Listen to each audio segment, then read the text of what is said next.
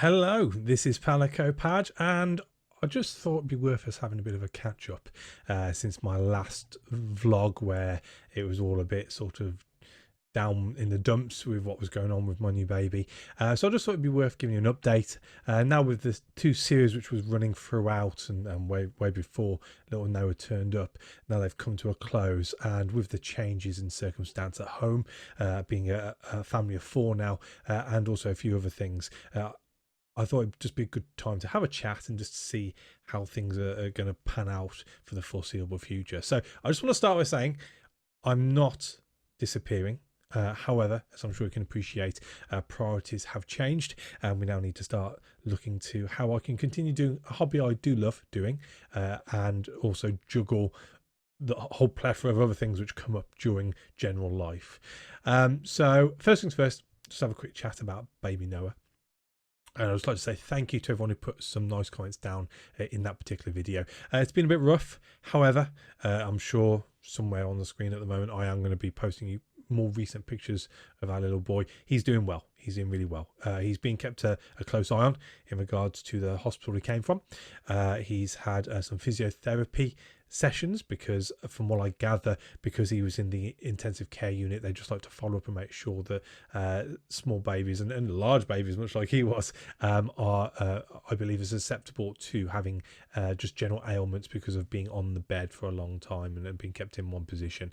Thankfully he wasn't in intensive care for too long, but the first session went really well. No problems at all from what they can foresee, and he's actually ahead of the curve when it comes to the physical things he should be doing. So he's already rolling over, he's jibber jabbering, trying to talk as much as his brother, which is all really encouraging to see. There are additional covers which are being implemented, which means there are a lot more appointments we're having to attend and checkups to do, but generally speaking, if you didn't know about the first 8 days of his life, you wouldn't have thought there was anything wrong with him. So all very positive as far as that's concerned, which is, it's good to say. Now, with having a new baby and also a new 6-year-old, my oldest boy has just had his birthday the past week. Things are a bit hectic. It's true what they say, you know, one baby, it's not so bad because you can plan around them and it's 2 against 1 essentially. But suddenly when you've got 2 children, young children, you're having to separate and divide and conquer, as it were. Thankfully, our eldest Jacob's doing well with the transition. He hasn't played up too much, and he's very attentive when it comes to his little brother, so it's good to see. But as I'm sure you can appreciate, any free time I would have had previously, which was very limited anyway, has been sucked up with making sure that they're both being catered for as much as can be. So time is tight. I've now come to the end of my 16 weeks paternity through my company, but I do have a transitional period where over the next 8 weeks, I do only have to work 80% of the week. So I'm effectively having a Monday off at the moment. Although with a couple of bank holidays which are popping up in the UK, it does mean I actually have 2 days off on certain weeks over the next few weeks, which is very nice. And also I've gone back and I've been offered a new role, and I'm not going to bore you too much with that, but I'm in insurance, and I've been offered a role where I actually underwrite the insurance as well as being a broker. So it's something which I'm intrigued looking into. It's another string to the bow, as they say. So I'm also having to learn a few different processes with that as well. So things are pretty hectic as far as personal life is concerned at the moment. It's not super crazy, but there's always something to do. And with us coming into the summer now, I'd like to think that although I do like doing this, it's probably going to be less revolved around computers because I'm having to stay indoors because of the weather, and we will be able to start getting out more and doing stuff outside. I'm also, although thankfully you can't see my man boobs on the camera, but I am sort of trying to take care of myself a bit more as well, and stay relatively fit, and that's only because I'm trying to keep up with the big one, who's absolutely football mad. So it's not good when he wants to tear around for an hour playing football and you start getting out of breath. So I'm trying to do a little bit on the side just to keep me a little bit fitter for when those moments arise, purely because it helps me burn energy off him and it means he goes to bed earlier. So it's all swings and roundabouts effectively. But yeah, the reason I wanted to make this video, as well as giving you that slight update, is just to say where do we go from here? I've been doing this for over 10 years now, and the format hasn't really changed as far as what I've been up to. It's always been gameplay related, whether that's right back at the start with my DayZ videos, which I deleted, which I kind of regret doing now in retrospect. But I started off originally doing DayZ videos, to covering the indie games and having a lot of success with my curated relationship with the developers of Curious Expedition, and subsequently Curious Expedition 2, and having that privileged position of not only having the alpha but being included in the gameplay and credits. That's definitely a definite high over the last 10 years. But things have changed. I can't commit to the time needed to be able to record playing a game when I've got the enthusiasm to do it. Now, don't get me wrong, I am playing certain games off camera still, but it's very haphazard. It's very spur of the moment at the moment, and it can be anything from like a 10-minute stint to an hour and a half, but there's no really gauging it. And when it comes to my recording of videos, I do like to have a chunk where I go, right, I'm recording here, I'm playing this game, I can concentrate on it and bash out a few episodes. Back pre-babies, I could do that whatever night I wanted to. When Jacob came along, my eldest, it went down to 2 or 3. Now, with him being a lot more older and more interactive, I'm reduced to once a fortnight. And with little Noah on the scene now, even that is being taken up with just playing daddy. That's how it is, sadly. So I am changing how I'm going to be doing things from here on in. As I said, I'm not disappearing, but there is going to be change in format. So there's 3 things I'm going to be concentrating on from here on in. The first is my Padge plays. As you are aware, if you're a long-term viewer, if not, go and check out several of the playlists. I've been doing Padge plays for a long time now. We have indie, we have retro, we have indie, retro, YOLO as well, and then there was replay edition, which I introduced, and then preview edition, because I was being offered a few keys, and I still have a fair few keys I need to get through. Now, these aren't going away. They will be a bit more haphazard on when they turn up, but there are certain games I do want to cover, but it won't be in the long form format you're used to on this channel. It will be like my previous Padge plays, where it's maybe definitely 1, maybe 2, 3, possibly 4 to about 5, and then I'll probably hit it on the head and give like a conclusion as to how I feel about the game, if I'm particularly enamored with it. But it is something which I just want to keep ticking over and not really get bogged down in too long play series like I have been for the past, God, it's going to be 6 months now. The reason for that is at least twofold, off the top of my head. First is it means that I don't get bored with the game. I'm a stickler for finishing stuff off. I hate it when I watch a YouTuber and they stop a series halfway through. So I always like to have at least a natural conclusion to the series, whether that is via coming to the end of the game, or like I did with a few of them, creating a sort of finale to where I've got to at that point, although we don't talk about Darkest Dungeon. So that is something which I don't really want to get bogged down in for another 6 months, especially with the time frame I have recording. It's not interesting for you to watch over a 6-month period, me just putting out 1 video a week. It's not too interesting for me to play. So it's going to be shorter form videos with a lot more variety in, just to pick your interest. And I do have a whole load of backlog of games I want to bring to the channel. Mostly retro. I am a retro person, retro gamer. And there are a fair few games which, for me, I would say still feels quite relevant, but the years have gone, and it's surprising when I talk about games to people, especially younger people, how a lot of them haven't heard of certain games. So that's something I want to put onto the channel, just to keep them alive, at the very least. And if it piques your interest and makes you go out and seek them out, however you want to play them, physical, emulation, not judging here, then all power to you, and all power to me to be able to give you that opportunity to see these. I think it's very easy these days to get bogged down in the graphics and the feeling of the game, and gameplay doesn't tend to be at the forefront these days. And back in the day, graphics wasn't very good, and you had to be innovative, and that's what I like about the older games. They were all very innovative. don't get me wrong, there were some doozies out there, but ultimately there are a lot of interesting games out there which are still worth revisiting today, or visiting for the first time today. So that's something which I do have a bit of a passion for and want to continue with this channel.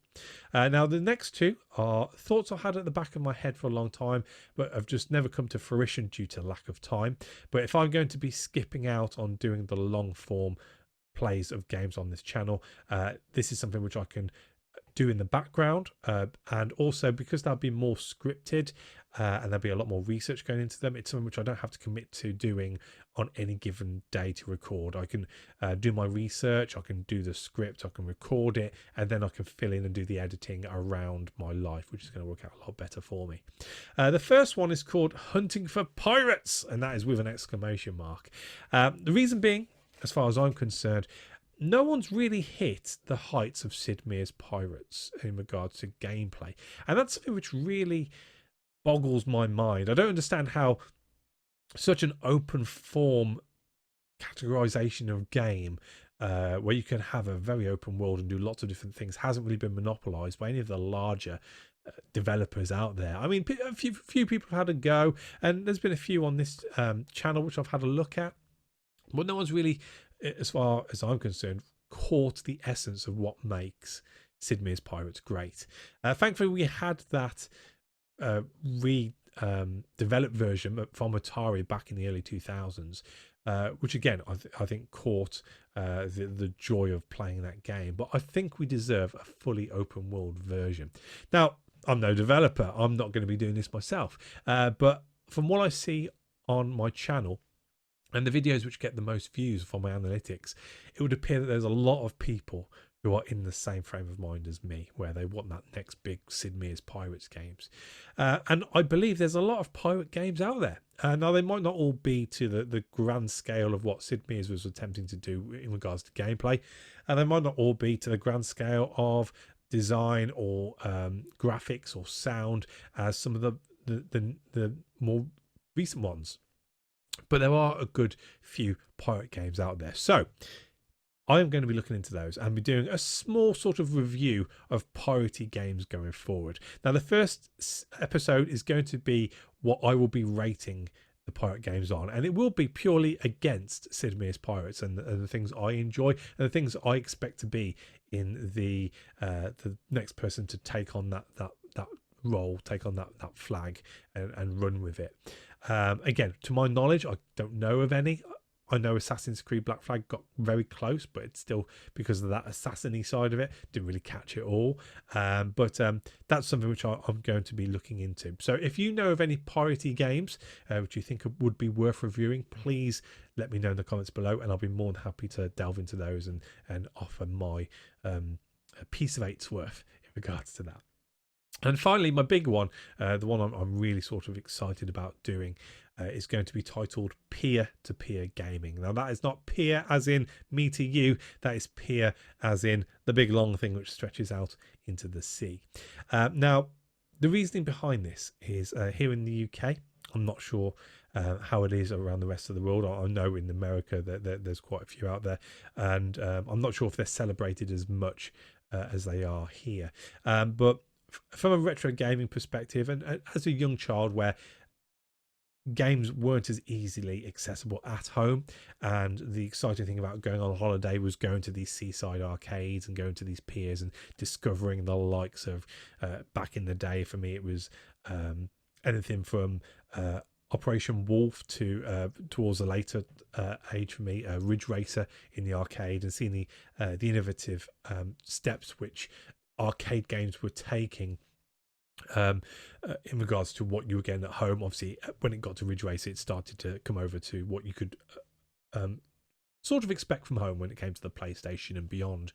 But there was a time there back in the day where if you wanted to see the next generation of gaming, it was usually when you were on holiday. So with this series, I'm planning on doing deep dives into famous and not so famous arcades around the UK and throughout the world. Again, If you are in a different country and you know of any big arcades, whether it's Seaside related or not, please let me know and I'll do it. And it's basically going to be a deep dive into the history of the premises. Some of the highs and lows of it. For instance, one of the favourite places for me is the pier at Weston-super-Mare, which is burnt down 3 times. So there's a bit of a story there, and that most probably be my first deep dive into. But just to sort of encapsulate the magic of what it was to use those. And even now, I know that when it comes to arcades generally at places like that, they tend to be more ticket focused, and it's more sort of the rat pushing the button to get the pellet out of the tube. To know the history, and I've been quite privileged over the past 12 months to cover north, south, east and west in the UK when it comes to Seasides, and there has been some really interesting arcades, both from an architectural point of view and also from a logistics point of view. There was one in Blackpool I went to this at the end of last year, where there was an actual ride going through it, going over all of the different coin ops below, which was quite unique, I thought. So that's one of the things which has spurred me on to look into this. So that's something which I'll be doing as well, but that's more of a passion project. So although it will be gaming related, it won't be about the games themselves. It'll be more about what that particular building or monument has meant to a lot of people throughout their lives growing up, and hopefully how it's molded them into being gamers today. So that's my plan for that. Now I'm not going to be doing just Seasides. I'm going to be looking at arcades in general. I've been very privileged over the past 18 months to 2 years to go to all 3 arcade clubs in the UK. These are big retro gaming facilities, the biggest one being Bury, which I've done a video on, and then the second was Leeds, which I've also done. But I've also been to Blackpool when I went up to Blackpool last year. Haven't got around to editing all that together, but that is another video to turn up at some point, just to show off that, and then I'll do a comparison video of all 3 and which ones to hit if you have the opportunity to hit them all, and going from there. But these are going to be, long story short, a lot more heavily edited, a lot more heavily scripted. So they are going to take longer to produce, especially with my circumstances at home. So you may find that you're not seeing a video from me for 2, 3, 4 weeks, but rest assured I am working on them in the background. I would do you the honor, or I won't dishonor you by just disappearing and not saying anything. There will be a video like this, worst case scenario, if I decide got too much on my plate right now, I need to start to prioritize, and this is going to have to go on the back burner. But I am planning on continuing working on stuff in the background. Now finally, one thing which I've been promising for a long time, again just haven't had the opportunity to do it, is I'm going out on the song. I do have a parody song recorded for Curious Expedition 2. I feel that is a poetic way of ending the way I've ran this channel for the last 10 years. So that is something which I'm going to be producing now, and that'll be the next thing which I pop up onto the channel, hopefully in the next, I said before I was going to record, I'm not putting timeframes on things, but definitely within the next 3 to 4 weeks there should be something on the channel in regards to that. And then hopefully I'll follow with a few Padge plays just to keep things interesting, and then Hunting for Pirates and peer-to-peer game will follow as well. Now if I've been successful, hopefully whilst I've been talking you've seen the pictures of my youngest, and also my new logos for all of my series I'm planning on doing. So you can tell that I have been working on in the background. Right now as I'm recording this, there is nothing done. So I'm hoping I've been able to fluently put those together, so you've got at least something to tickle your fancy whilst you wait for the next video. But for now, thank you for your patience, thank you for supporting me in this current setup over the last 10 years, and I look forward to bringing you the next step for PalicoPadge on YouTube. So take it easy, take care, and I'll speak to you soon.